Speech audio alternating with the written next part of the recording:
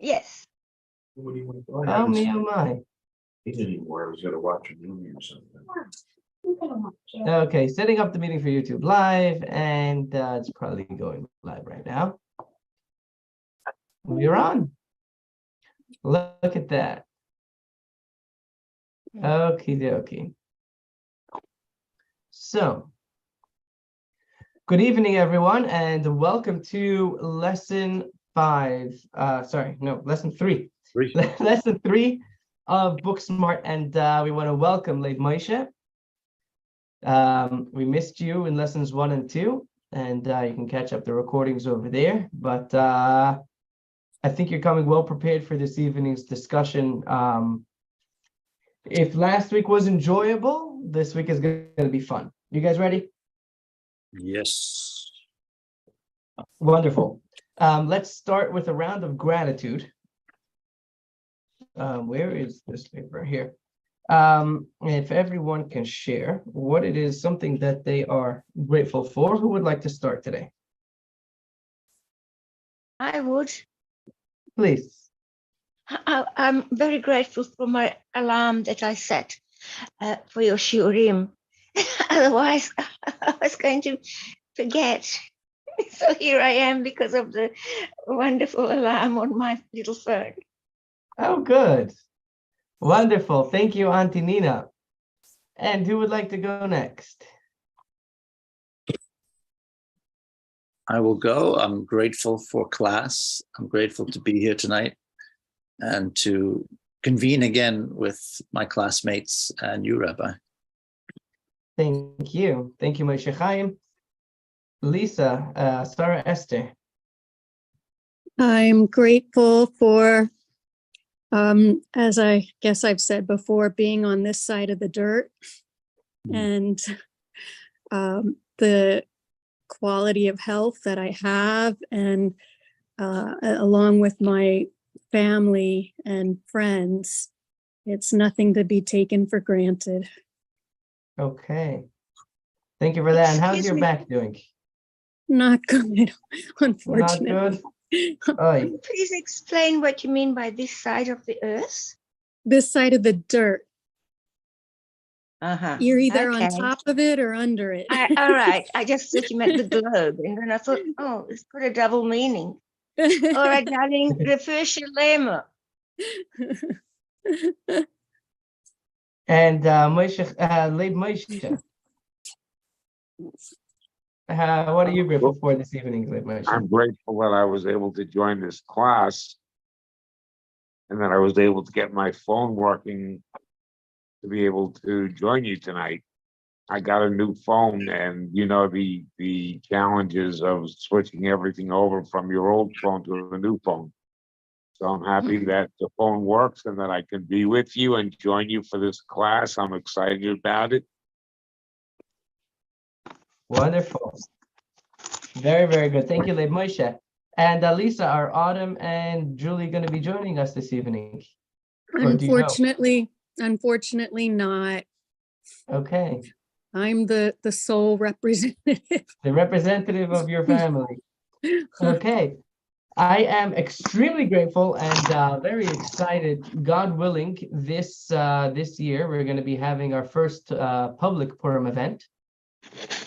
We are booking space at the hotel down the street from us, and I look forward to inviting you all. It's going to be Monday night, the night of Purim, and it's exciting. It's very, very exciting. So stay tuned for the list, the paper that's going to come out, and God willing, everything will fall into place very nicely. We are getting very, very ready, and of course, we always have to start with a bad joke. But first, I want to thank you all for listening to me week in and week out, because when it comes to we spoke about this in the Journey of the Soul, our first class we did together, that most people have a fear of speaking. Most people, like, the fear of death. I forget the exact numbers, but basically the fear of of speaking is a greater fear than the fear of death, which means that by a funeral, I think like 70% of the people would rather be in the coffin than giving the eulogy. Don't say Anyways, That's surprising.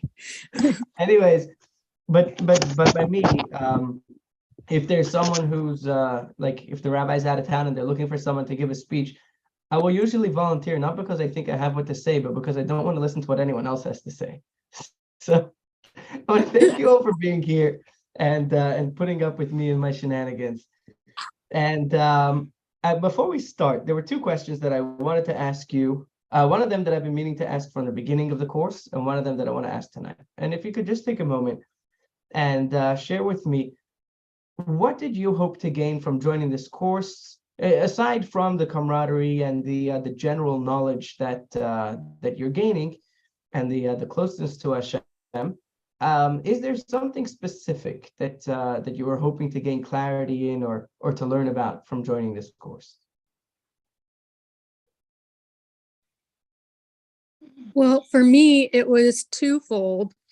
I was in a setting where I heard all kinds of class topics being tossed around, like the Midrash and the Gemara and Navi, and I didn't know what they were.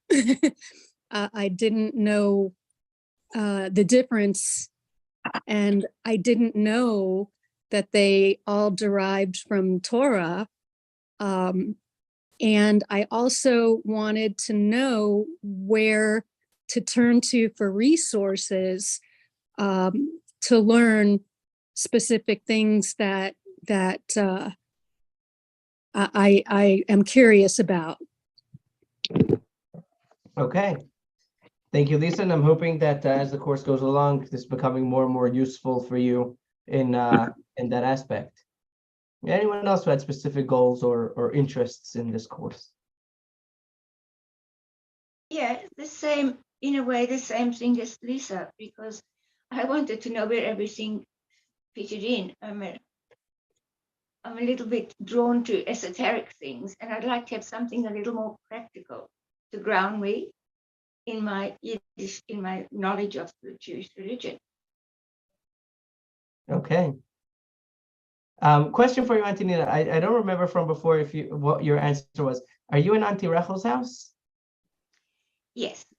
Okay. Are you in the room when you come into the house? You go to the left, that room right there? No, because of some other reason. Okay, so which room are you in? Because the bookshelves look very familiar. They're Auntie Rachel and Uncle Yisrael's bookshelves. Okay. Okay.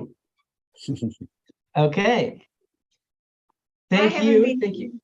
Sorry? I haven't been to your house yet. No, not yet. Come.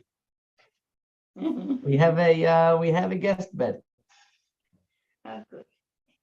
Okay, so jumping right in, and sorry, no, one more very important question before we start today. What, in short, what do you know about the Talmud? How to spell it. Okay.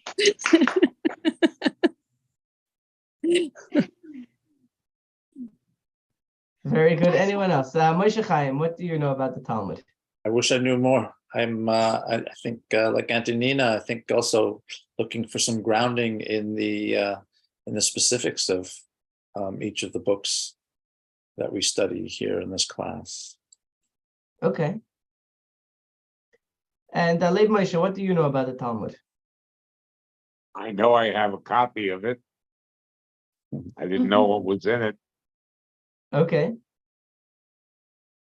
And Auntie, sorry? And Auntie Nina, what do you know about the Talmud? Well, I know it's got a lot of wisdom, and I know that I can answer people who say, oh, the rabbis are always arguing, they can't make up their mind. And I say, no, it's discussion, and then they arrive at the halacha. Okay, very good. It's a discussion, and then we arrive at the halacha. So halacha is going to be a bigger topic of next week. We will get to a little bit today.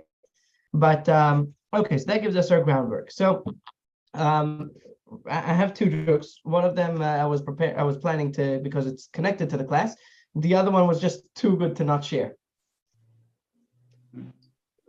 So Jamie comes home with her boyfriend, and her parents are very visibly displeased with his haircut and his tattoos from head to toe and all of his piercings, and then afterwards, Jamie's mother says to Jamie, he doesn't seem to be a very pleasant guy. She says, what do you mean? Of course he's a great guy. Why else would he have committed to 500 hours of community service? Oh. Yikes. A day, or a week, or a year? Sorry? Oh, over here on this side of the earth, sometimes instead of prison sentences, people can get community service. Oh, yes, yes. Yeah, we can do this here too. Okay, so then, anyways, there's the local priest comes to the rabbi and says, Rabbi, I want you to teach me the Talmud. I want you to teach me, I want to study. And the rabbi says, nah, you don't have a Yiddish cup.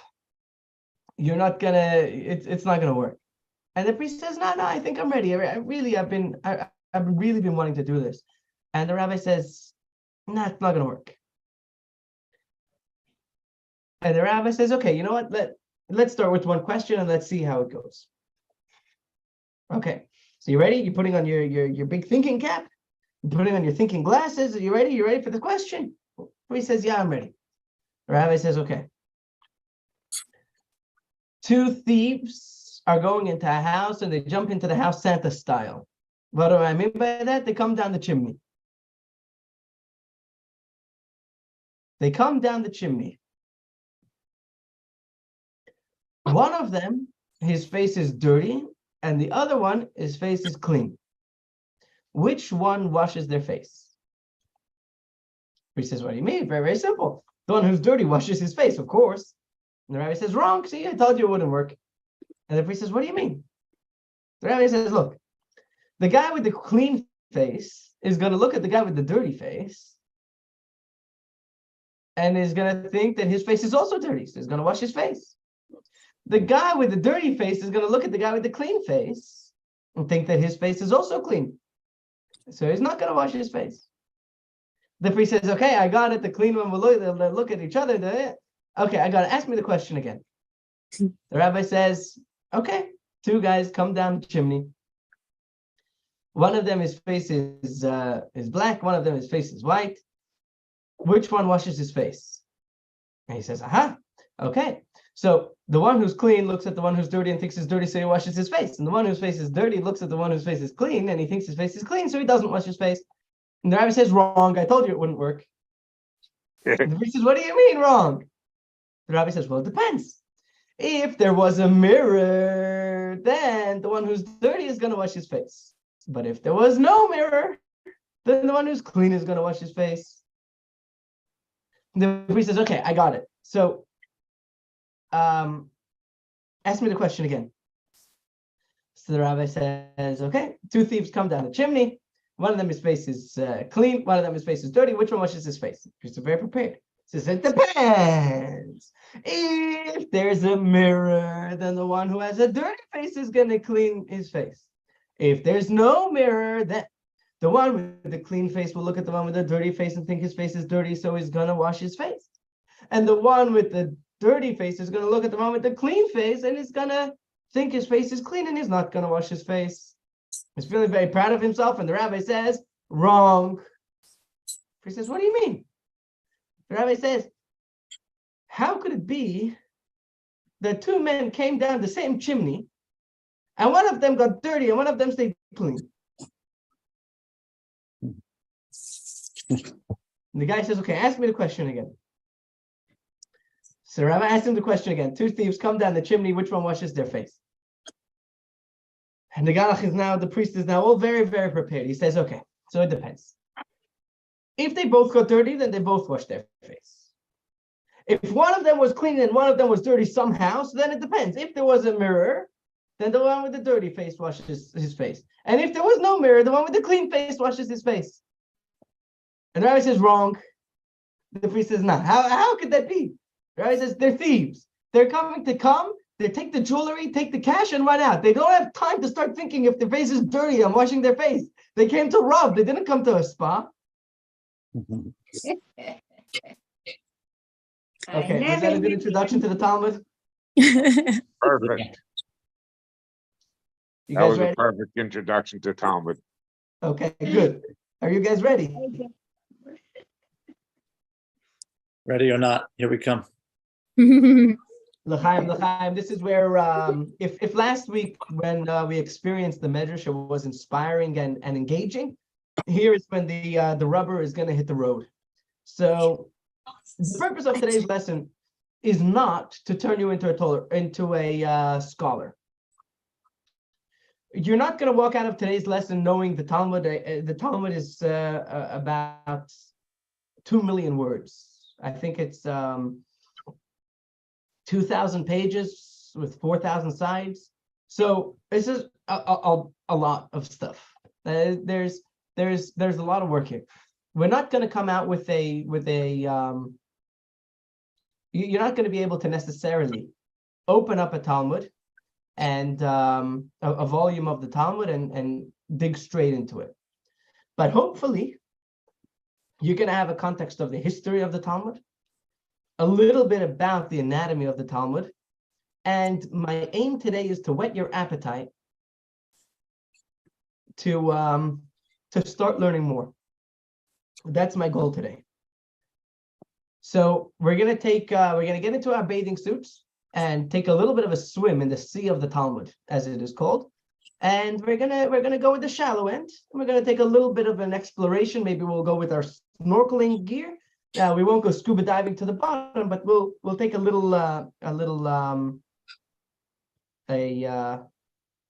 bird's eye view, as it were. Today, the course lesson video, I'm not sure if we have time for it or not. That's going to be like the page structure of a page of the Talmud. That will be in your additional readings, as well as I want to send you also what the kids today learn in their introduction to the Talmud. I'm going to send you a link to a video that is what the school children use in the Jewish schools to prepare themselves for the Talmud. It's like when I taught 6th grade, that's what we did for the first 1 or 2 lessons of the year. We watched that video and discussed it. So with those introductions, I'm going to give you another introduction. In the context of this course, again, we're looking at 3,300 years of Jewish scholarship, and we're trying to categorize these hundreds of thousands of books into 6 categories, 6 genres, which were Torah, that we discussed in lesson 1, Medrash last week, Talmud tonight, Halacha next week, Musar and philosophy, Hakir in week number 5, and Kabbalah and Hasidus in week number 6. So far, the big ideas that we've gotten to are, number 1, the Torah is divided into the written Torah and the oral Torah. Number 2, the oral Torah is the expansion of the written Torah. Number 3, the expansion of the oral Torah's expansions of the written Torah are based on a very precise tradition and methodology known as drush or medrash. And we discussed that in depth in the past 2 weeks. So today, the questions are, where does the Talmud come from? Who wrote the Talmud? What does the Talmud do? How does the Talmud work? What is the Talmud's purpose? And what makes the Talmud so special?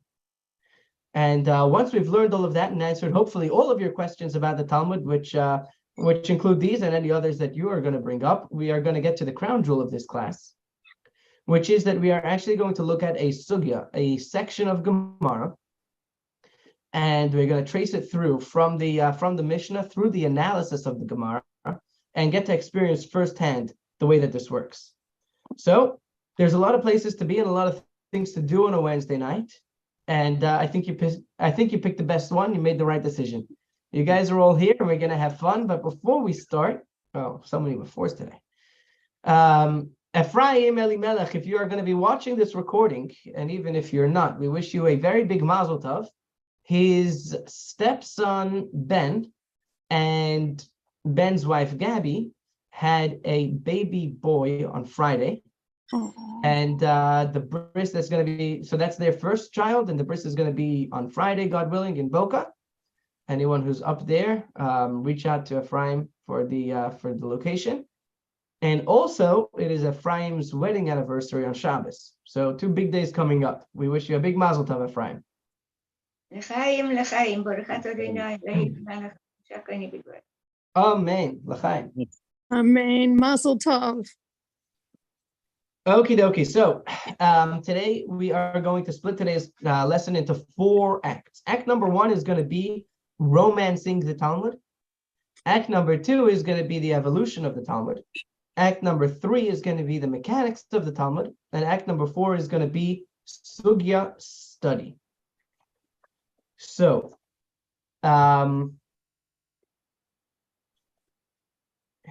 this is not supposed to be here. This is supposed to be over here by the Mishnah. Okay. So, what is so special about the Gemara, about the Talmud, is that, I mean, first of all, if you walk into any yeshiva, any Jewish seminary of higher learning, you walk in there in the middle of the day, you walk in there in the middle of the night. If you walk into the study hall and you see the boys sitting and learning, or the girls in the girls' seminary sitting and learning, chances are you're going to see them learning from the Talmud, or discussing a commentary on the Talmud. If you walk into a shul late at night, and there are some people sitting there learning after work, chances are they're learning from the Talmud. If you walk into a kollel and you see a bunch of married men sitting around and learning, chances are they're learning from the Talmud. The Talmud is a vast work, and the Talmud is a work that is so cherished that Jews are known for. What do you say? Jews are smart because they learn Talmud. Have you heard that before? Jews are, sorry? say again? Jews are smart because they learn the Talmud. Have you heard that? The Chinese have taken on at one stage to learn Talmud so that they could become also smart. Yeah, I've heard that about Asian. I don't remember which, maybe Thailand or somewhere that I heard that about, that there were some schools that they were teaching. They were teaching Talmud. Yeah. And it has become such a beautiful part of our culture and character. And it's revered and romanticized in our culture and in Judaism. And the question is, why? Why is it so cherished? And the answer is that the Talmud is more than just a collection of stories, a collection of laws. The Talmud is really a snapshot of our people and our history. And I want to read a quote to you from a historian. I think he's from England. I think he's a British historian. And this is not in your book, but it's in my book. And I'm looking for page 105. I apologize. And here we are. Okay.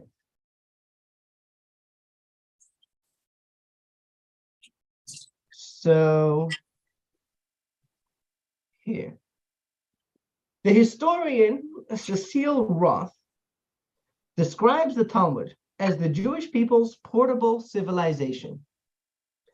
It gave the Jew a fatherland, writes Roth, which he could carry about with him when his own land was lost. If he was able to maintain his identity in the course of the long centuries to come, under conditions such as no other people has ever been able to surmount, it is with the Talmud that the credit lies.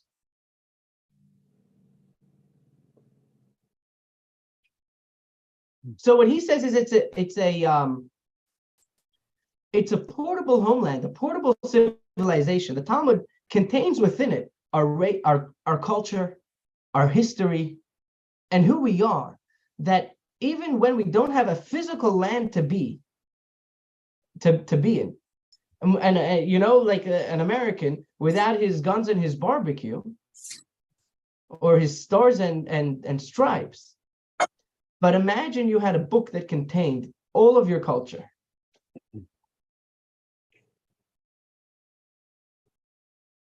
And we took that with us wherever we went.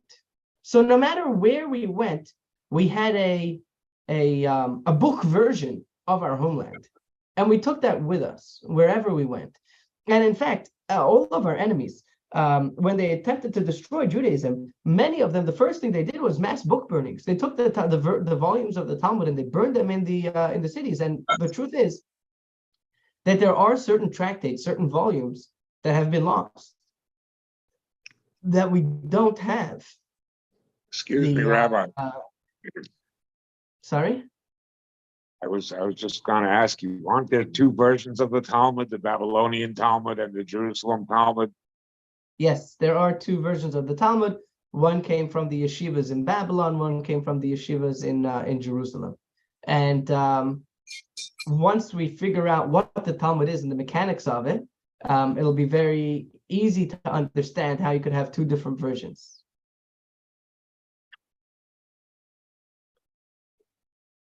So the Talmud is much more than just a book of discussion. The Talmud stands alone and unique in that it encompasses everything. So I want to now look at page number 142 in your book, I believe it is. Figure 3.2. It's going to be at the end of the course. We're going to skip the whole course, and at the end of the class, we're going to skip the whole class to get there. Page, what did I say? Page 142? Yep. Here we go. Page number 142. You have a like a snake. I'm sorry for Leib Moshe and Antonina. Moshe Chaim, at least I'm very happy that the books finally made it. Mm-hmm. God bless FedEx and the ice storm that delayed our books. So there, we're going to look through this, and we're going to see this is the chain of tradition that goes from the first generation being Moses, receiving the Torah from God, and then going down through the generations until we hit generation number 40. Generation number 40 is when the Talmud was actually compiled. So we have 40 generations over there, and there are two very important generations that I want to look at. So, I mean, obviously Moses, it starts with Moses getting the Torah on the mountain, and then it goes around, and you see it goes 14, and then it snakes back around 15. And when we get to generation number 22, generation number 22 is right around the beginning of the Second Temple era. That was the Ezra and the men of the Great Assembly, the Anshe Knesset Hagadola that we mentioned in class number 1, who canonized the Bible. There were a few big things that they did. Number 1 is they canonized the 24 books of the Torah, the 24 books of Scripture. They also canonized certain texts, like the Siddur that we have. They composed the liturgy, and a few other major things. Why did they do that, and why did they do that then? In very brief, the Jewish people had just come from a 70-year exile after the first temple was destroyed by the Persians. The Persians, right? The Greeks, the Romans, the Persians. Someone help me out here. Anyways, they spent 70 years in Persia in exile. It's a Babylonian. Was the Babylonians? The Babylonians destroyed the Babylonians destroyed the temple, and then the Romans and the Greeks were both in the Second Temple era. So the Babylonians destroyed the first temple and took the Jewish people into captivity. And about 70 years later is when the Purim story happened. Achashverosh, one of the villains from the Purim story, he actually made his great feast because everyone knew that the prophets had been told there's going to be a 70-year exile. And according to his calculation, the 70 years was up, and that's why he threw a feast, marking the end of the Jewish religion, the end of the Jewish tradition, the end of the Jewish ownership of Israel. You see, it's been 70 years and you haven't yet gone back to your land, which is part of the reason why it was so horrible that the Jewish people were attending a feast that was marking the Jewish people's demise. Well, anyways, we all know that the Purim story happened, and after that, the Jewish people were allowed to go back to Israel and start building the second temple. Ezra was the one who led the Jews back to Israel, and him and the men of the Great Assembly sat and said, look, we see what exile is about, and there's nothing really stopping it from happening again. We want to make sure, number one, what we want to make sure is that the written Torah is very clear to everyone. What is part of the written Torah? So they canonized the 24 books of scriptures. Was that when they canonized the Mishnah? The Mishnah came afterwards. The Mishnah came a long time after that. About 500 years later was the Mishnah. And the So the men of the Gemara was just developed along the way. And the Gemara was about 300 years after the Mishnah.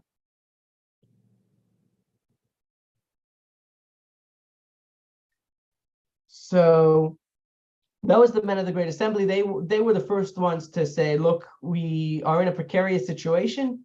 You know, we've been fine and things have been, for the most part, easy, and the Jewish people have been centered and central for a long time, but things might become shaky. So we need to know what is the oral Torah, what is the written Torah? They canonized the written Torah, and they said everything else, is not included in the written Torah. Then let's continue. After generation 22, we have the whole reign of the Second Temple. And then after the destruction of the Second Temple, I believe it is, does it have over here, when did the Second Temple get destroyed? Does anybody remember which year the temple was destroyed, the Second Temple? No, I don't. Okay. In generation 35 is the next really big important one that I want to look at. Generation 35 at about the year 200 of the Common Era, 189 of the Common Era, is when the Mishnah was compiled by Rabbi Yehuda Hanassi. Rabbi Yehuda Hanassi, and we'll speak about that a little more later. The temple had been destroyed. The Jewish people were not in a good space. And there were, you know what? The Rambam Maimonides is going to say it a lot better than me, so I'm not going to spoil it. But he wrote down the Mishnah. He compiled the Mishnah. And that was the main source text. Until then, the oral tradition had remained oral, right? So Moshe Rabbeinu, Moses, came down the mountain with the written word and the spoken word. And the spoken word was, as we discussed in class 1, a oral discussion, teacher to student, from generation to generation. We'll expound on this more soon. But Rabbi Yehuda Hanassi compiled all of those years. So it wasn't like he was making things up or writing his own thoughts. He was compiling the years of discussion, 35 generations of discussions that had been passed down teacher to student over how many years? 1,500 years. So in truth, which is interesting, and I want to talk about this more a little bit later as well, but I think this is a good overview to start with. The Mishnah is the halfway point between Moses and today.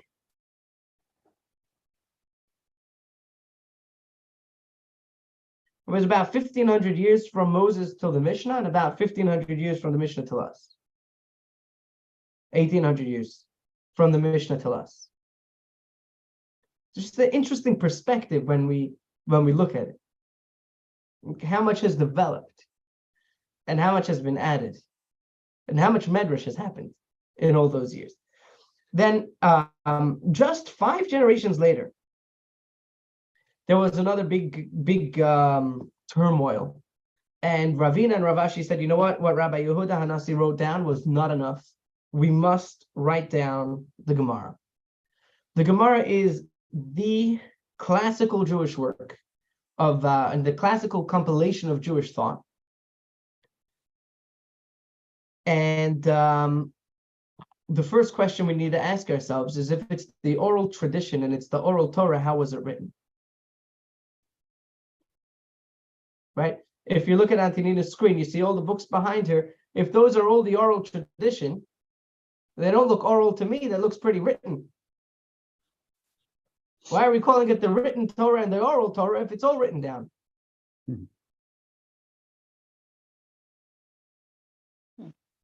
So one answer that we discussed in the first one is that the written Torah, the most important thing are the words because it's the code, and the oral Torah, the most important part of it is the discussion, not the exact precise words. But today we're going to look at that from a little bit of a different angle, which is that the reason we're gonna understand the reason why the Mishnah was written, the reason why the Talmud was written, when truly should not have been written at all. So that's kind of a little snapshot of through the generations.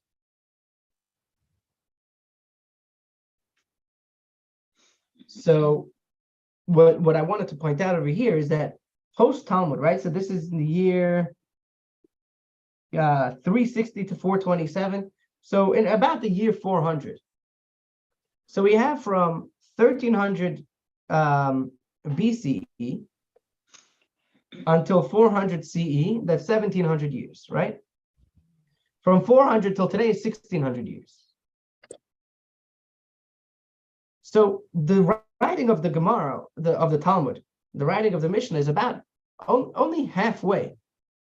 So much more has happened since the Gemara, yet we don't see any canonization of a work, the scope of the Talmud. We're still constantly referring back to the Talmud. Anybody can figure out why? If you can't, don't worry, that's what we're here for tonight. Why is the Talmud the work? It's the laws and the ceremonial traditions that we follow. Okay, good. But so is the Mishnah. Right? Why has there been no big compilations since the Talmud?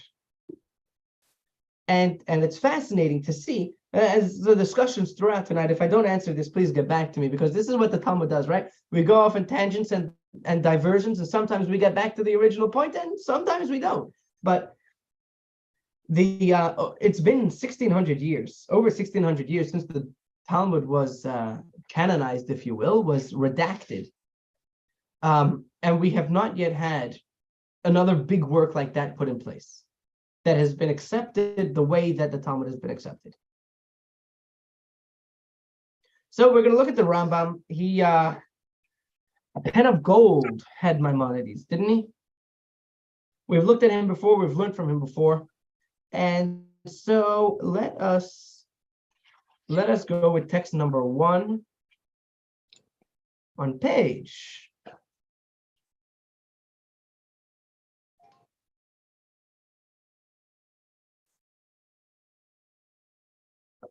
Where's text number 1? Anyone have it? Here, text number 1, page 99. Text number 1 on page 99. Yep. So I want to pause over here for just a moment.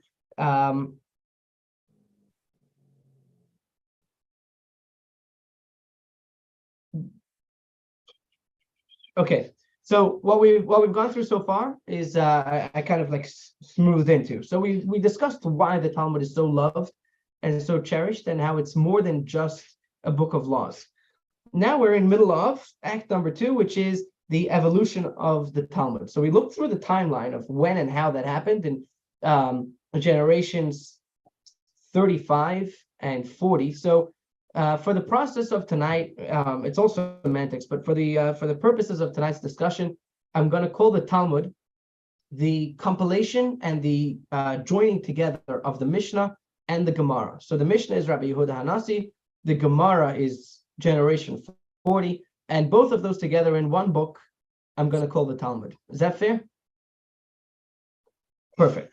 So the evolution of the Talmud, in the words of Rabbi Moshe ben Maimonides, okay, in the we're running a little late. Okay, I'm going to read this if that's okay. All the commandments that were given to Moses at Mount Sinai were given together with their explanation. The explanation is what we call the oral Torah. Moses transcribed the entire Torah by his own hand before his passing, but he did not transcribe its explanations. Rather, he instructed them to the elders and to Joshua and to the rest of Israel, and that it is why it is called the oral Torah. From the days of Moses until Rabbi Yehuda HaNasi, no one composed the texts for the purpose of disseminating the oral Torah in public.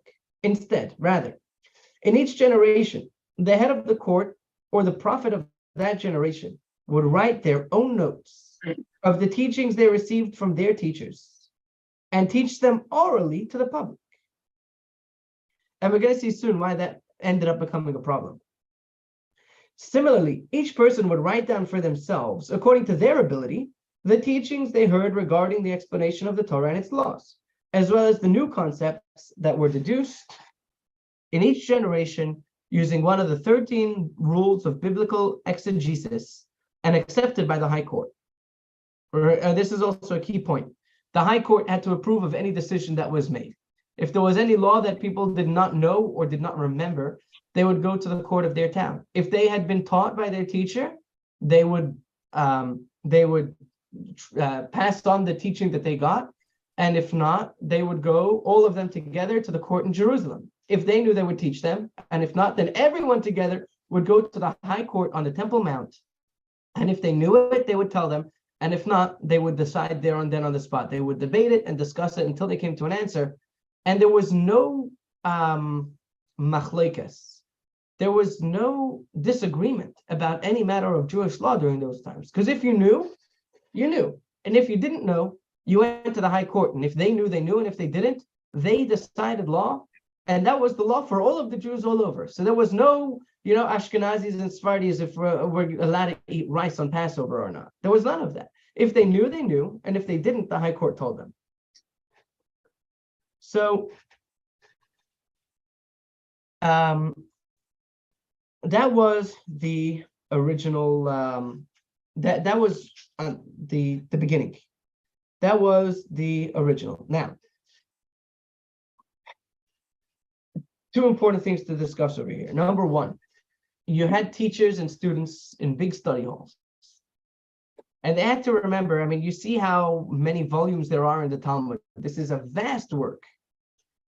If for one generation, they would be lax or not attentive, what would happen to all the wisdom and all the discussions that had been amassed from generation to generation, 35 generations before them? What would have happened to it?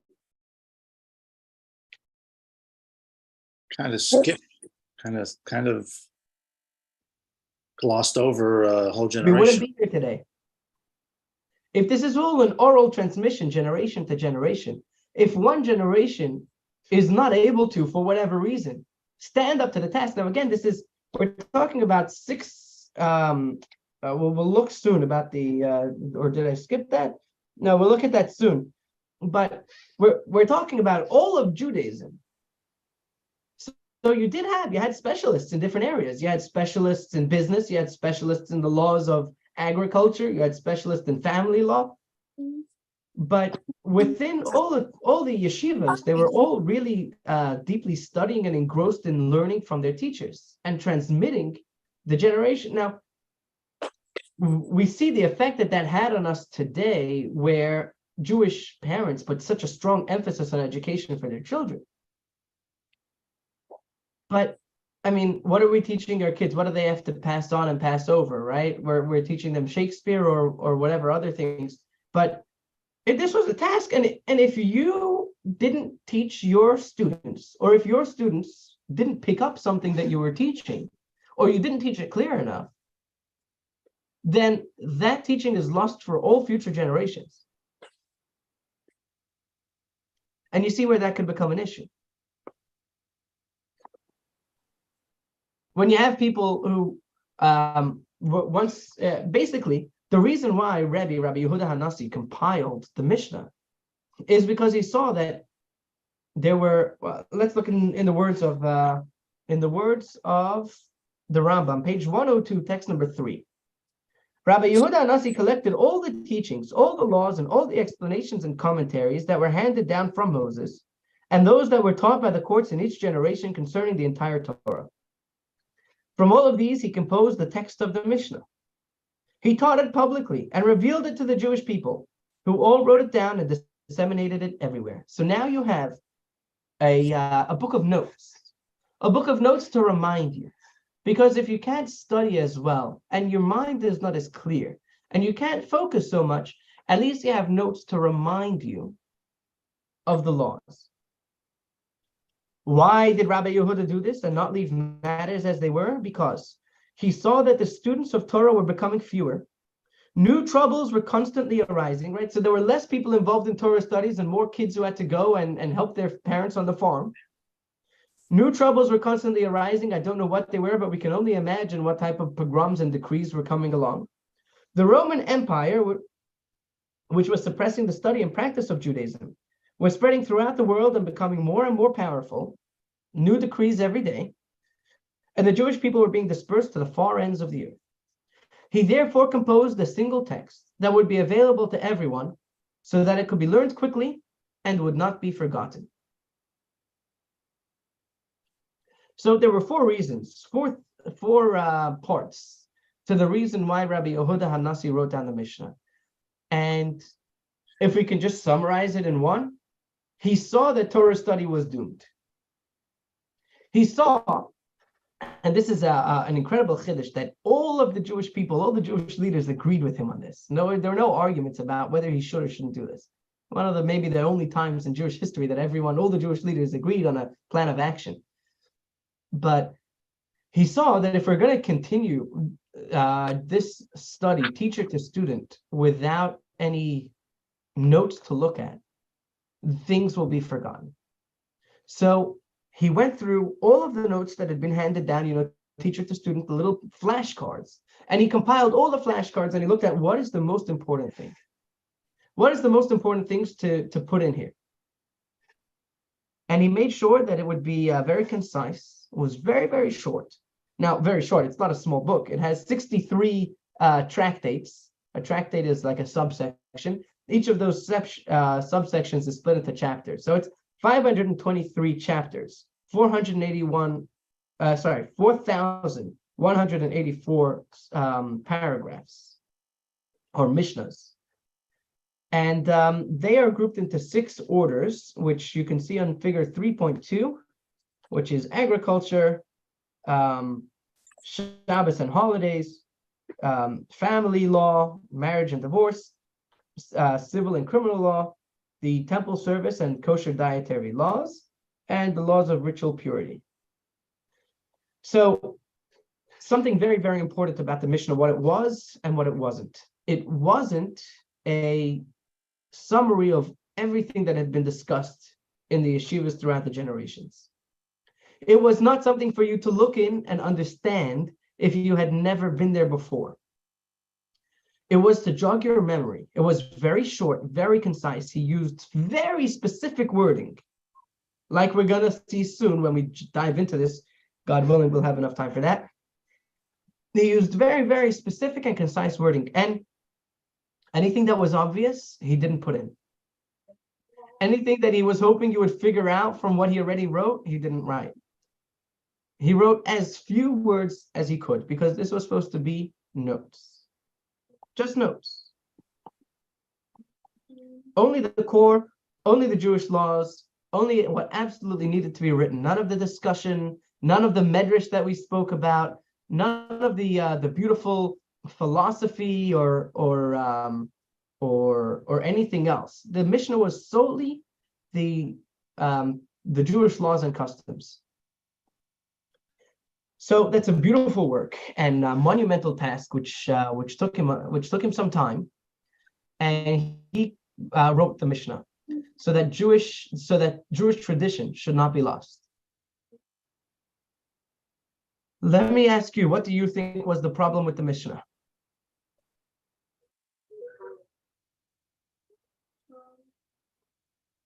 Anyone? People would interpret it what they saw in it. It wasn't Okay, any. so good, because he didn't write any, because he was hoping that you would be able to figure out a lot more than perhaps he overestimated what could happen over the years. While if you're coming from, meaning he, there's a doctor and is graduating from medical school with his PhD, and he's the valedictorian. So he gets up to make his speech, and he looks at his notes, and he's flustered. And after about a minute, he looks into the crowd. He says, "Is there a pharmacist in the audience?" Right? He couldn't read his own notes. Yeah. So, how often has it happened that you took notes of something? That actually happened to me the other day. You were by a speech or a seminar, and you took notes so that you would remember it. And you come back to it a year later, and you're like, "What is this garbage?" Mhm. Yeah, ever happened to you? Oh, yes. Yeah. And there are two kinds of notes. There are notes that are written as an end point, that if you're in the system and if you're understanding what's going on, then you'll figure it out very easily. But if it's been some time or you're a fresh set of eyes looking at it, you may not understand it. And then there are notes that are like seeds waiting to be planted, that they're there for you to look at and unpack. The Mishnah is the second kind, that you're supposed to unpack it. The problem is that if you unpack it without the context, without the framework, and you didn't grow up with it, you might not unpack it the right way, and you might end up confused.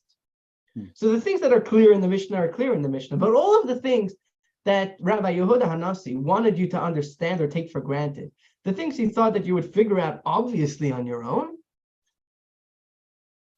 not everybody figured out. And that's why 5 generations later, more needed to be written.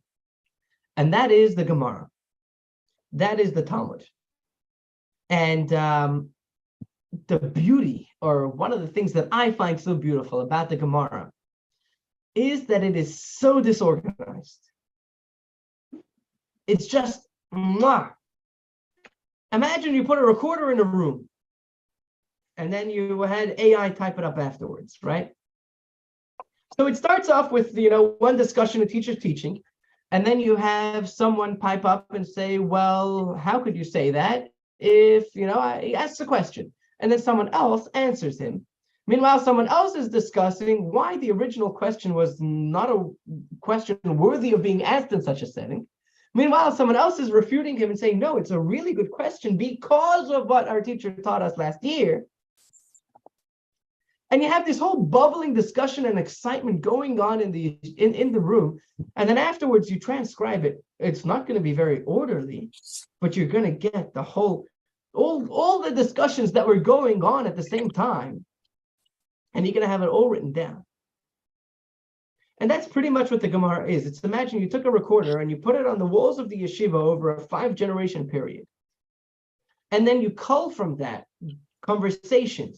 You cull from that discussions that had been had throughout the generations, through the yeshivas, and that is the Gemara. So the Gemara is not, and this is, I think, very, very important to clarify. The Mishnah and the Gemara are not original works.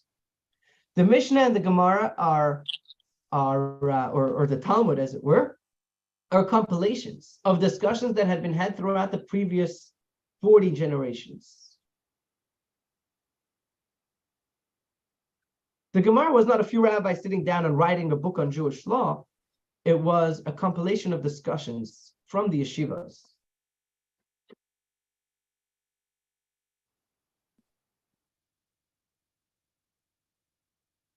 Now, the Gemara, that was the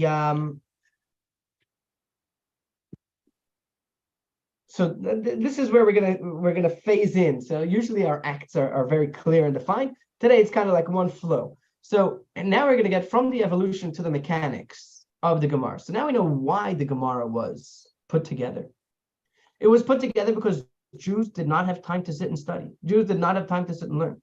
Jews were being persecuted and chased, and the fear was that Judaism will be forgotten. So Ravina and Ravashi took this broad-shouldered task to compile all the conversations that had been had until then. And that is how the Mishnah came to be. That is the evolution of the Mishnah and the Gemara. Are we clear on the evolution of the history of how the Mishnah and the Gemara came to be? Yes. Okay. Do we have any questions on that?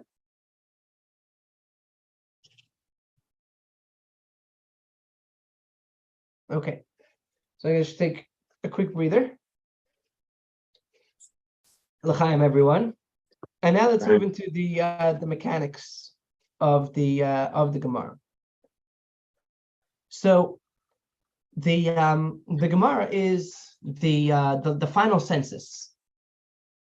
The Gemara is the only localized consensus that we have that everyone agrees on. Now, why do I say consensus? I don't mean that everyone agrees in the Gemara. There's a lot of discussions, back and forth arguments. But the work of the Talmud, the work of the Gemara, is something that every single Jew, no matter of their background, can go back to as a source for anything they do. It's almost like a canonized legal work. Maybe we could compare it to Encyclopedia Britannica, with a big distance and separation, but it's one work which is well respected by everyone in the field, right? Now, after the time, and the reason for that is just very simple. After the time of the Gemara, let me get back now to the Jerusalem Talmud and the Babylonian Talmud. The Jerusalem Talmud was a compilation of discussions that happened in the yeshivas in Jerusalem.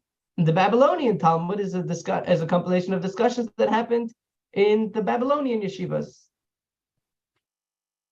So that's why we have two different Talmuds, two different Gemaras. So the Jewish people, after the time that the Gemara was written, the Jewish people began to be dispersed among all the lands. And from that time on is where really we start to have differences between let's talk Sephardi and Ashkenazi, right? We all know what's the biggest difference between Sephardim and Ashkenazim when it comes to Pesach, right? When it comes to Passover, are you allowed to eat rice on Passover? So the Ashkenazis don't eat rice on Passover, and the Sephardim do. Those from the continent of Africa and Spain and those areas, those countries, Morocco and Yemen. Tunisia, Yemen. And Yemen, so and Egypt. So all of those, all of those areas, they do eat rice. The Jews in Europe, the Ashkenazim, we do not eat rice. Why? Because rice is not mentioned in the Gemara. They weren't eating rice. Rabbi Yehuda HaNasi was not eating rice. It was still growing in China. China hadn't yet started exporting. Well, I don't know the food history, but that's what my understanding is, right? So they come out with this new invention called rice. And the question is, are we allowed to eat it on Passover or not? So everyone went to their rabbi, and their rabbis they couldn't send out a WhatsApp broadcast or a Facebook blast to everyone saying, this is the consensus. Every community, they looked in the Gemara and they understood as best as they could and inferred as best as they could from the Gemara, and they came to different conclusions.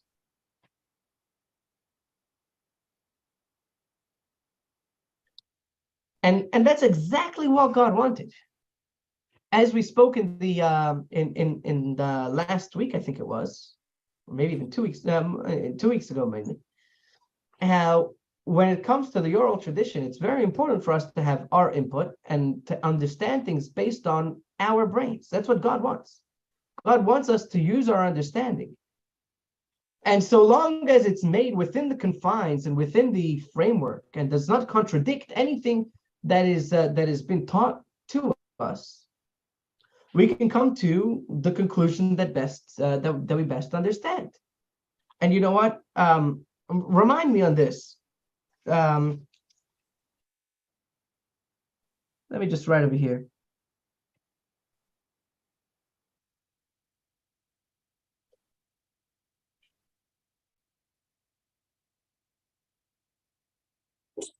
Bless you, bless you, bless you, bless you, bless you. Hashem desires human input, and I think we can have a whole class on this. What does it mean that Hashem desires human input, and how could it be that that everyone is correct, that the Ashkenazim eat rice and the don't eat rice, and the Sephardim do eat rice, and how could they both be doing what God wants?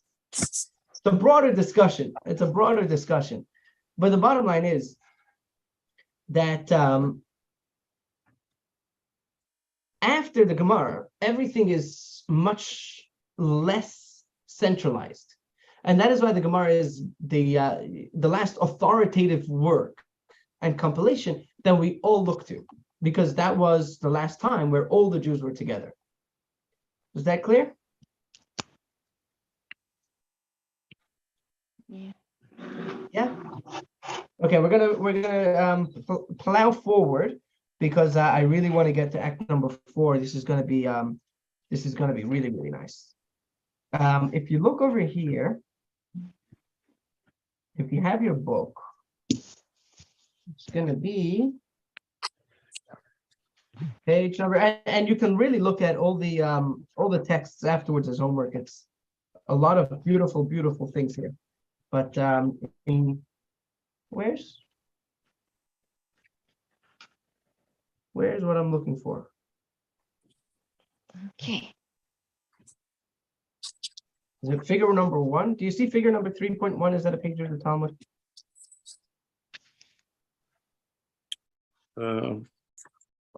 Yeah. Here, so if you have a page number 96, figure 3.1, you'll see a page of Talmud. And if you look at the lesson video, it's a really nice explanation and just guiding you through what a page of the Talmud looks like and the different parts of the layout. This page actually also does a nice job of it, but what I want to do now is I want to really jump into some Talmud study. So hopefully what we have so far, and please ask if any of this is not clear. Hopefully what we have clear so far is why the Talmud is so special, why the Mishnah was written, and why the Gemara was written, and what the Gemara contains. Are we all clear on the history and the evolution of the Gemara, why the Gemara was written down and transcribed, and what the Gemara contains? We were afraid it would get lost. Very good. We were afraid that it would get lost, so we wrote down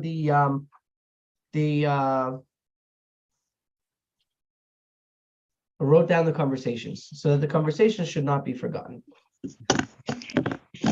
Now,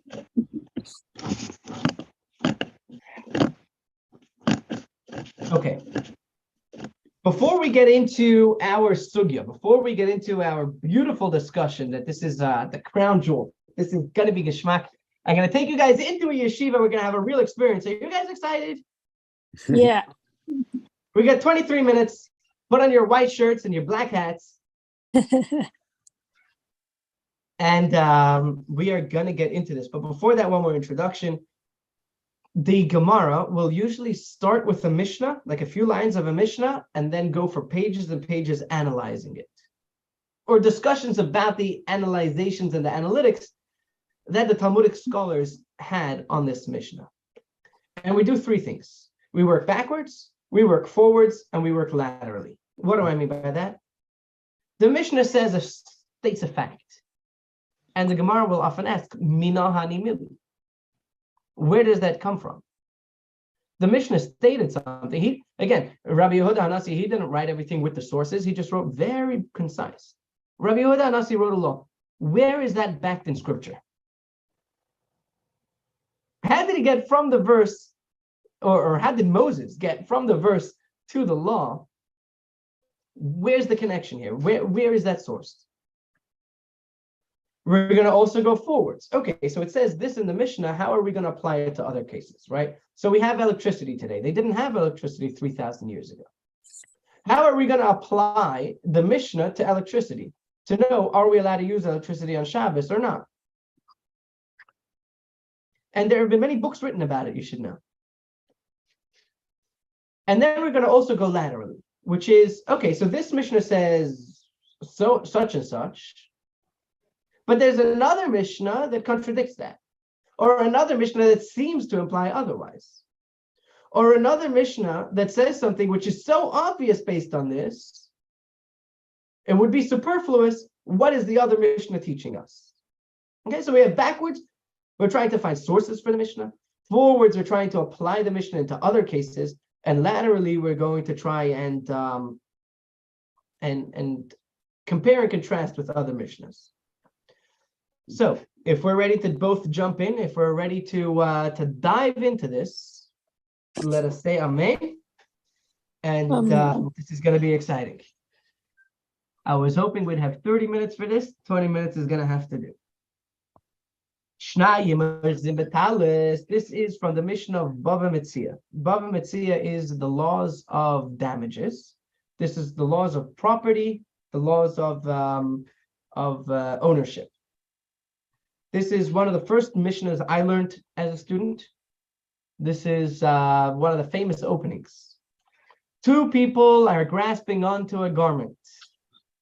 They run into the courts. They run into the Beth Din. This one says, I found it. And this one says, I found it. This one says, all of it is mine. And this one says, all of it is mine. Okay, so we have two guys running into the court. They're both grabbing this, they're both holding on to this one garment. And each one is saying, I found it and it's all mine. What do you do? What would you do? Tear it in half. Split it in half. Okay. What happens to the other half of it? He says it's all his. If it's trousers or I don't know. Well, it depends. If it's a Right, it's shawl, not very useful if you split it in half. If it's a cow, right, not very useful if you split it in half, or a antique vase or something like that. okay, well, you can sell it and split the money. Okay, very good. So you could sell it and split the money, which is actually what we would do if it was an item that could not actually physically be split. Okay, so here's what the Mishnah says. The law is in such a case. This one should swear that his share in it is no less than half. And this one should swear that his share in it is no less than half, and they divide it. They each make an oath that they don't own less than half of it. And then they split it. Okay, so we're going to not focus so much on the oath, but focus more on the actual case, right? So you have two people, both of them are holding on to a garment, and both of them are saying it's mine. What do? We split it. Yes? Makes sense? Mm-hmm. That wasn't a trick question. It's pretty much straightforward, and probably what you would do also if you had two kids grabbing grabbing something. Okay, fine, so we'll split it. We'll take turns, whatever it is, You have 3 days, you have 3 days, and on Shabbos it will rest. We split it. Okay. Now, here comes the question. What happens? So we're gonna take 4 laws out of this Mishnah, actually. So case number one is very simple. Two people, they're both holding it. Very important. They're both holding it. The law is we divide it. Now, let me ask you, what happens if they're not both holding it? The possessing is what is it about the law and the Oh, possession? very good. is, Finish the possession is 9/10. 9/10 of the law. Very good. Okay, so if they weren't both holding it, let's look over here now at text number 8.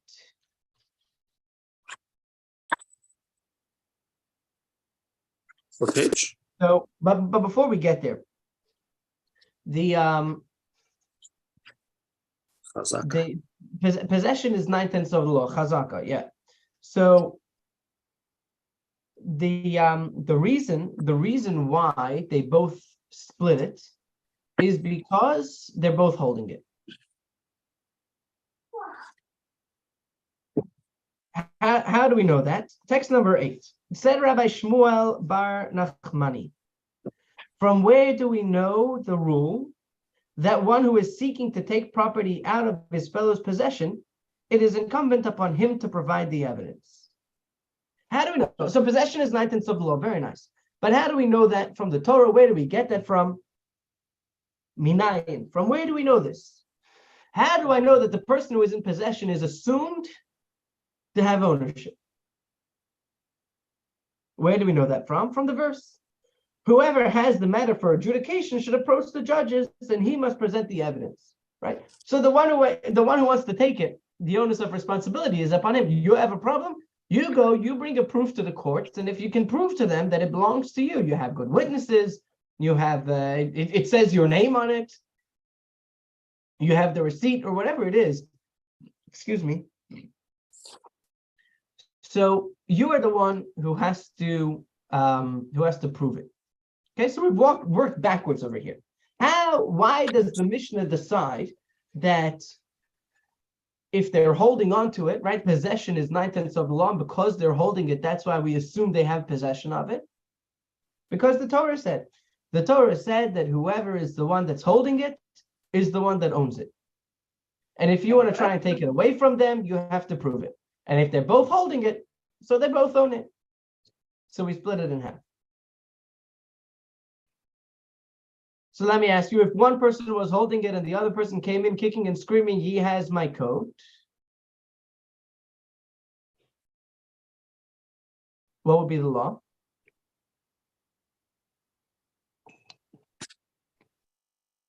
Antigone, I'm not sure why your thing just went on mute.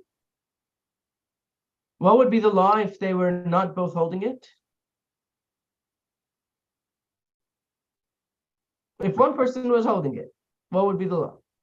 Possession. So who does it go to? One who's holding it. The one who's holding it. Very good. Now let me ask you another question. What happens if the one who's holding it brings witnesses that the other man stole it off of his back and ran away with it? Then who does it belong to? And you split it. If someone comes in and says, "I have witnesses and video camera footage," witnesses better than video footage. I have witnesses that this man came over to me, stole this coat, and ran off with it. And he brings the witnesses, and the witnesses testify. Then who does it belong to? The one with the witnesses. The one with the witnesses. Very good. Very, very good. Okay? So if one guy is holding it, then too bad for you. I'm sorry, it might be yours, it might not be yours, but without any proof, I'm sorry. So imagine they're running in, and right before they get to the base, then one of them yanks it out of the other guy's hand and runs inside. Who's it going to go to? The possessor, unless The there are possessor, witnesses brought right? forward. And the other guy can be kicking and screaming from today until tomorrow, but without any witnesses, he is never going to get any piece of that cake. So that is why the Mishnah said very clearly, let's look back at text number 7, 2 people are grasping a garment. It doesn't say 2 people are arguing about a garment. 2 people come in and they are both holding on to the garment. And only then will this be the case. Only then will this be the law. When both of them are grasping the garment. Do we see how beautiful that is? The Mishnah was so careful with his words. 2 people are grasping this garment. And because they are grasping it is why they both have possession of it. Is that beautiful? Could you say that again, please? They both So have because to. of the laws, sure, because of the laws of chazaka, the law that possession is 9/10 of the law, that if one person was holding it, then the other person is assumed to not be the owner. And that's why the Mishnah says there were two people that were holding onto this garment, and then it says their argument. But if there were just two people arguing about a garment, but only one of them was holding it, the second man's opinion doesn't matter. Only if they're both holding it. Only if they're both holding on to it. So what do they do if they're both holding on to it? So if they're both holding on to it, they split it. But if there's only one person holding on to it, they don't split it. Okay. So what Okay. if one pulls it out of the other person's hands? He's stronger, so So- he pulls it. Yeah, so if that happened before they came to the court, before they got inside, Oh, then that would be the rule. That would be the law. Once it's already in front of the basin, then it gets a little bit more complicated. We're going to see that soon. Okay. Case number 3. We ready for the case? Mhm. What happens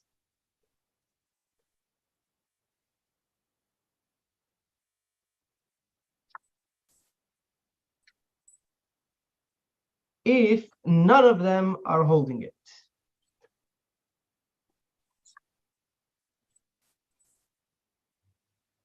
What happens if none of them are holding it?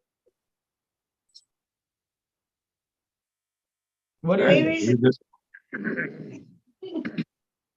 Sorry? So where is it? Oh, very good. Text number 10, the free-floating boat. There was a certain boat that is page 116.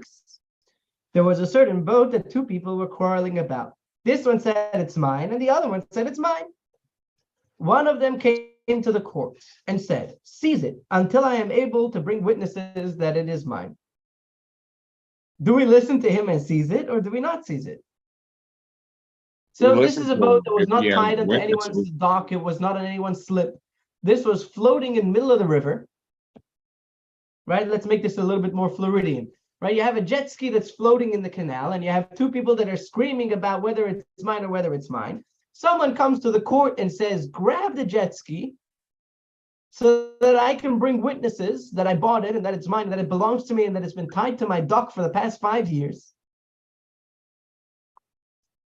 Because I don't want the other guy to take it and grab it, and then it's going to be hard for me to get it away from him. He's going to claim that it's his. So the question is, do we seize it or do we not seize it? Do we get involved over here? So Rav Huna said we seize it because that's the proper thing to do. Rav Yehuda said we do not seize it. Yeah, right. A friend who said that his mother used to tell him, I'm your mother, not your referee. Mhm. Okay, well, here's the story. The court did seize the boat, but the man went and did not find witnesses. He then said to the court, release the boat, give it back to us. We'll fight it out, right? We'll make a diamond ring, octagon, whatever it is. We'll put up the, we'll make a boxing match, and whoever's stronger will prevail. Let us fight it out, right? I wasn't able to bring witnesses, so let us fight it out, and we'll see who's able to get the keys from the other. Oh no. Do we release it to them or do we not release it to them? No. Rabbi Yehuda said, we do not release it. Rav Papa said, yes, we do. It doesn't belong to the courts. Release it, let them fight over it and pretend like it never came. Let them figure it out. They're big boys.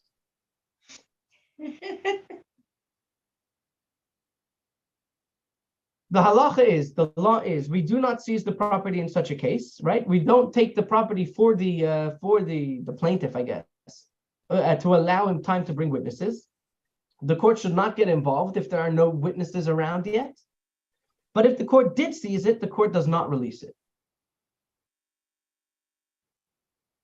That doesn't make a lot of sense to me. Tell me It's why. saying the law is the court does not seize the property, but if the court does seize the property, they don't release it. Well, the court is not supposed to seize the property in the first case, according to this. Okay. So is the court not listening to its own decree? Oh, very good question. Well, it sometimes happens that in the heat of the moment, A lot. do the- It happens a lot.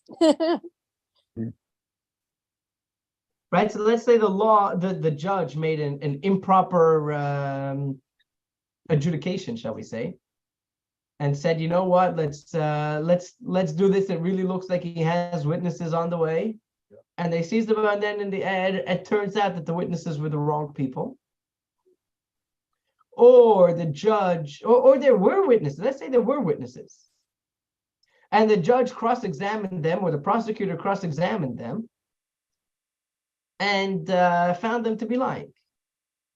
Now what do you do? We thought we had witnesses, but we don't. Do we release it to them and let them fight over it like cats and dogs, or do we keep it until we find out who the original owner is? The answer is we do not give it to them to fight over it. We keep it until someone brings proof that it belongs to them.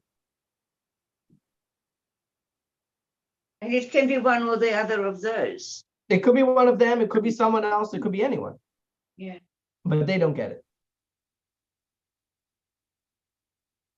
Okay? So we've gone backwards to figure out why the law is as such, why possession is 9/10 of the law from the Torah. We've gone forwards and we've extrapolated from this case that in a situation when no one is has possession of the boat, what's going to be the law? And we said, well, look, in the Mishnah, we're discussing that if you have possession, that's when we split it. But if one of them has possession, then he keeps it. And if none of them have possession, what do? We leave it. The courts don't get involved. The courts only get involved if there's something that needs to be adjudicated. Over here, this is keep your domestics domestic. You know, this is not a civil or criminal case here. Until one kills the other. Oh, okay. Well, then the courts will get involved.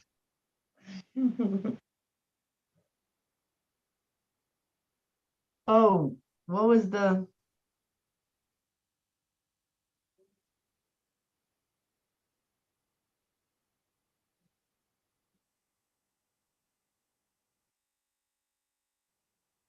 It's a guy, Billy Bob is going, driving through the marshes, and he sees someone there laying down, looks like he got mauled by a lion or something.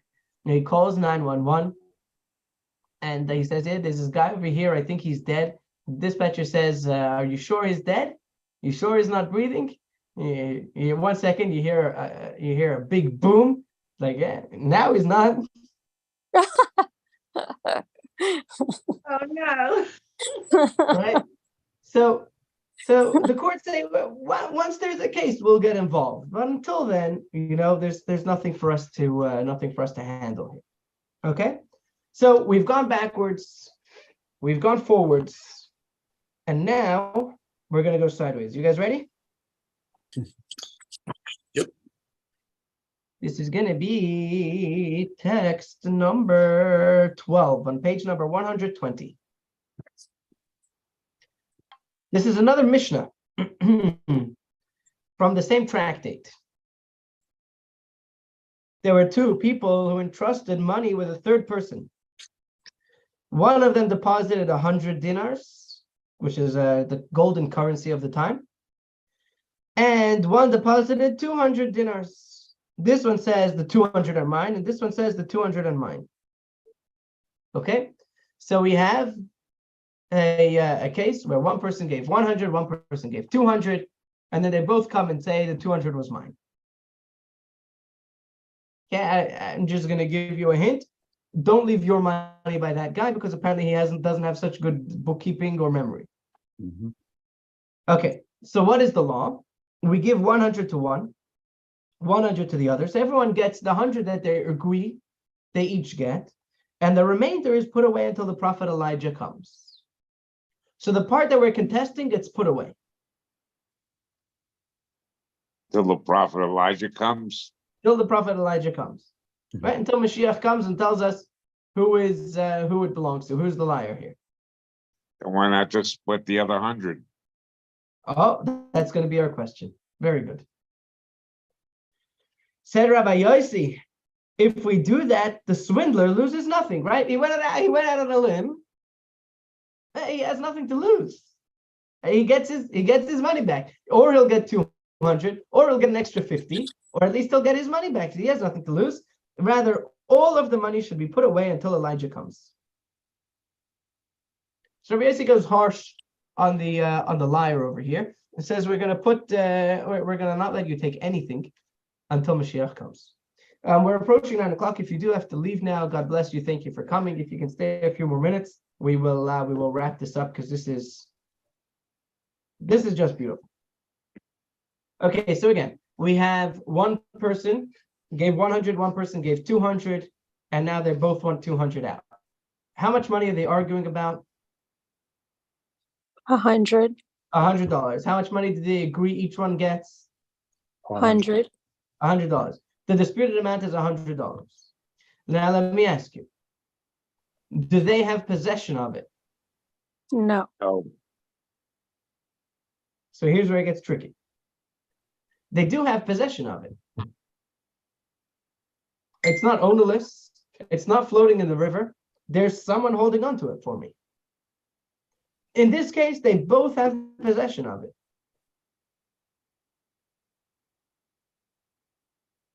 They both have equal possession, which is the guy Yankel who's sitting in the corner with his head between his hands because he can't figure out who he gave it to.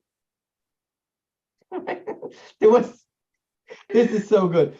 There was a guy who was so have anyone heard of Shomrim in Brooklyn or Shmira?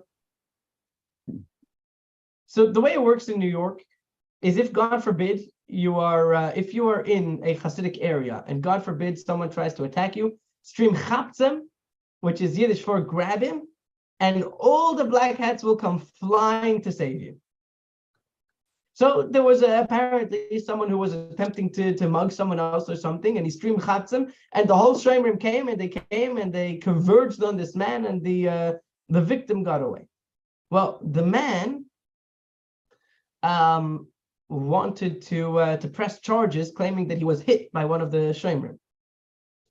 So he came to court, and basically the lawyer, the defendant, put 5 Hasidic guys over there on the bench, different color, beards, different size, hats, different length, payas, but all with the black hat and the thing, all Hasidic guys.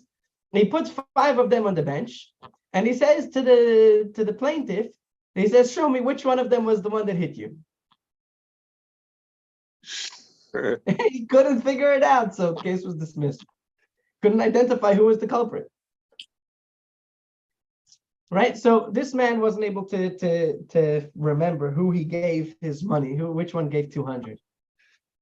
But he's holding it for them, and they're both claiming possession of it, and it is within their possession. So, like Moshe said, if we both have possession of the $100, then based on the Mishnah that we learned, we should split the 100 in half. Each of them should get 50. So why here in this case do we put away the money?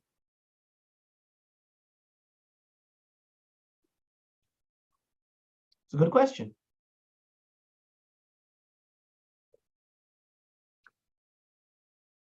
And it seems to be a contradiction between the two Mishnahs. Because based on our Mishnah, we would have split the $100 50-50 to each of them.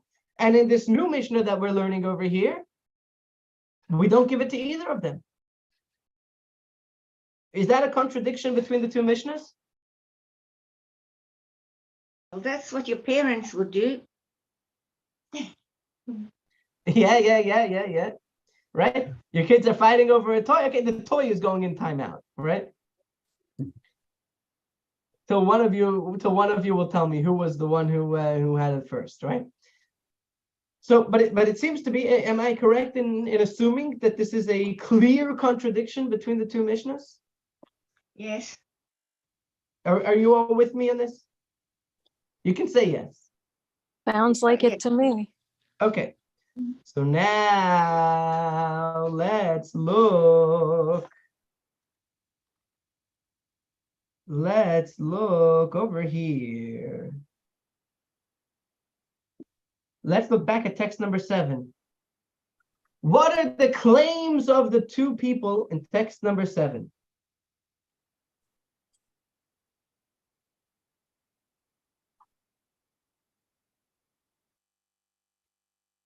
That This they one says each own, that they each found a garment, therefore that it they each belongs. found it. This one says I found it, and this one says I found it. What does that mean?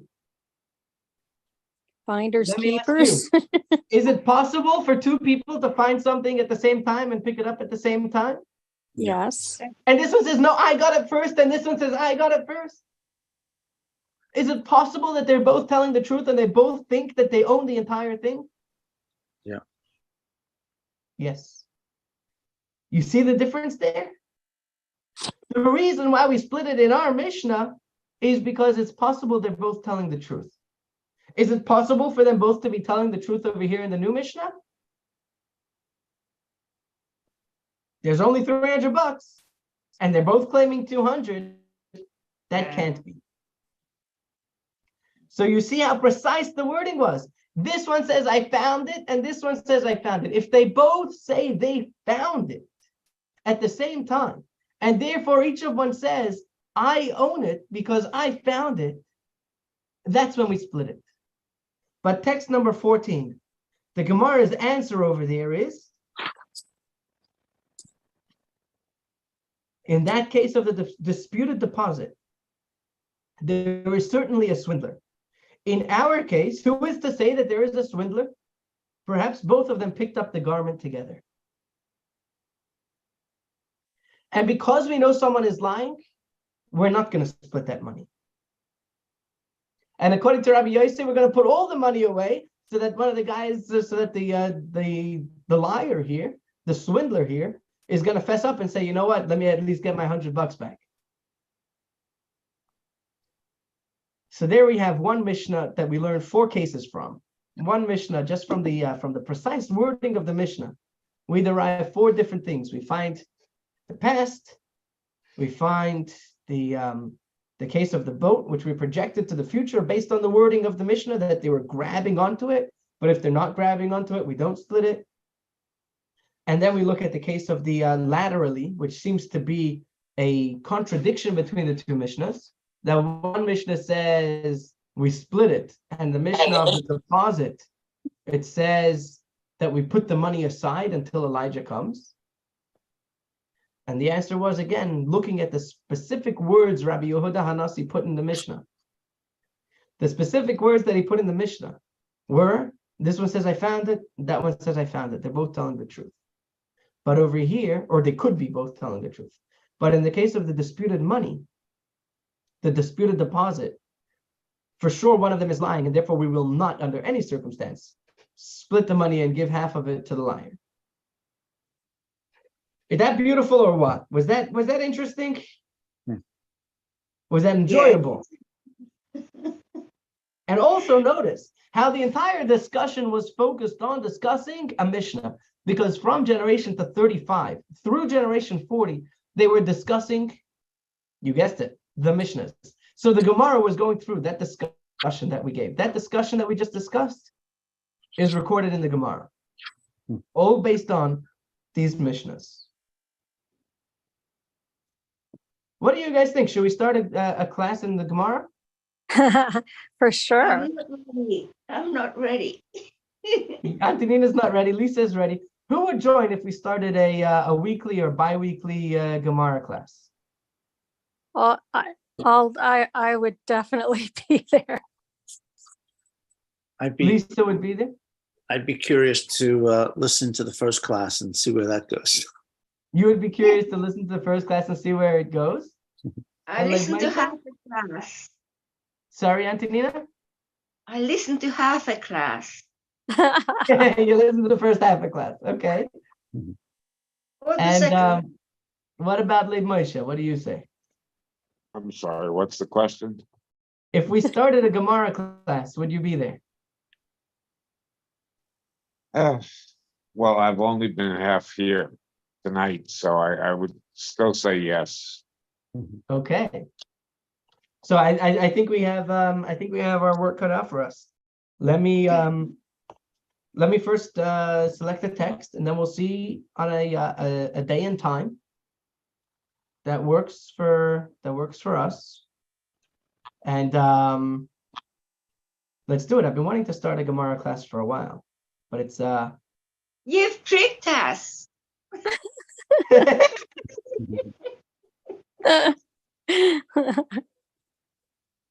okay, It's the old bait and switch. right? Okay, good. Didn't I tell you in the beginning of the class that my aim tonight is to whet your appetite to learn more, to want to learn more? Yep. Yep. I missed that. Okay. Okay, so what a lesson it's been. Do you have a little bit more familiarity with the terms Talmud, Mishnah, and Gemara now than you did 2 hours ago? Sure. Yeah. Yes. Good. Good. Do you understand the evolution of why the Mishnah and the Gemara were written? More or less. Yeah. More or was- less. Pretty straightforward. That was pretty straightforward. Do we understand how we can call it the oral Torah, or how could it be that we wrote down the oral Torah? There was concern that it would be lost forever.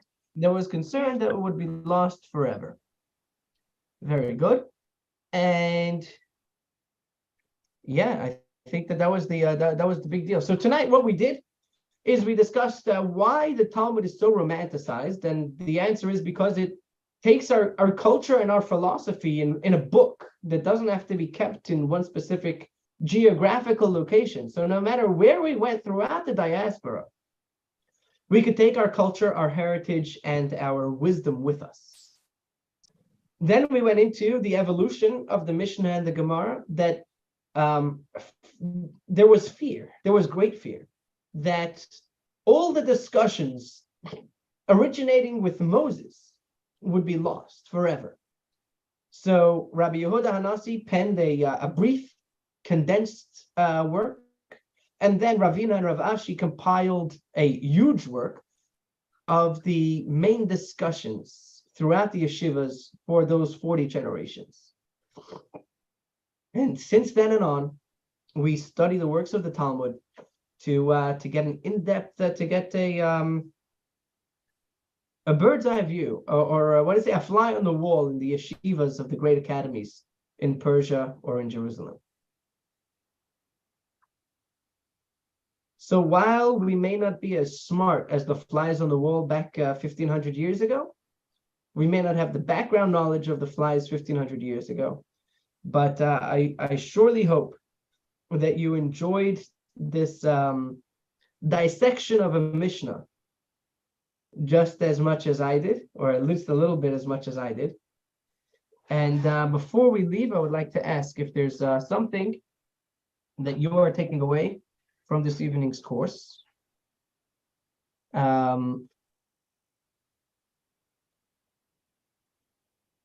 Where's my?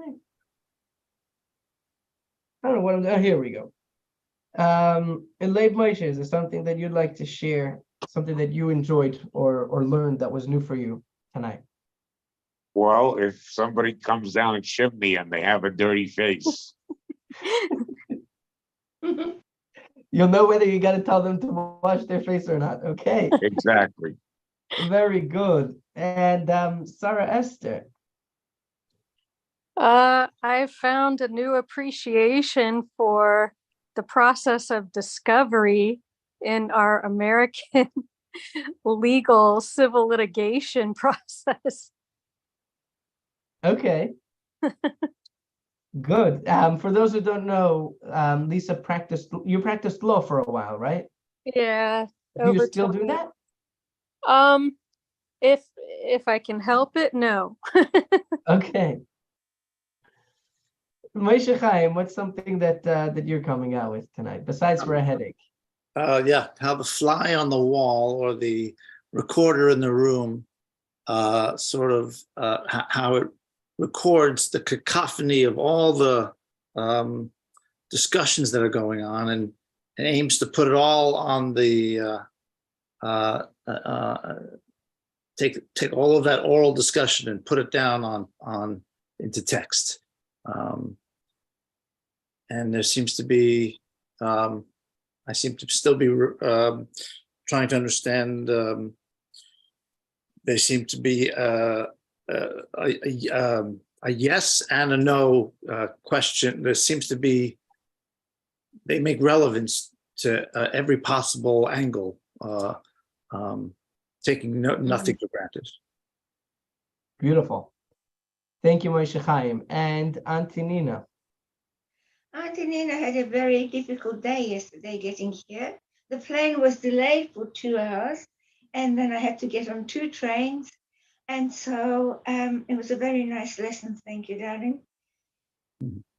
Thank you. Thank you, Auntie Nina. Please send regards to Auntie Rachel from us and our family. And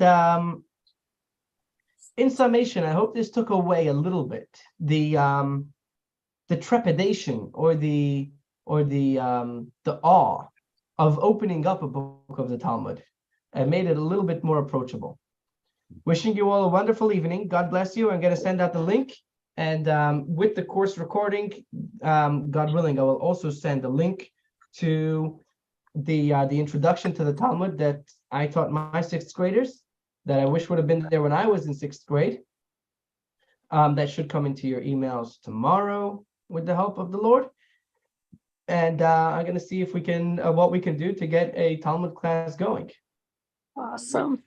Is one question, are weekdays, is there any weekday that might work during the day, maybe late morning for a class, or are weekdays during work days usually out of the question?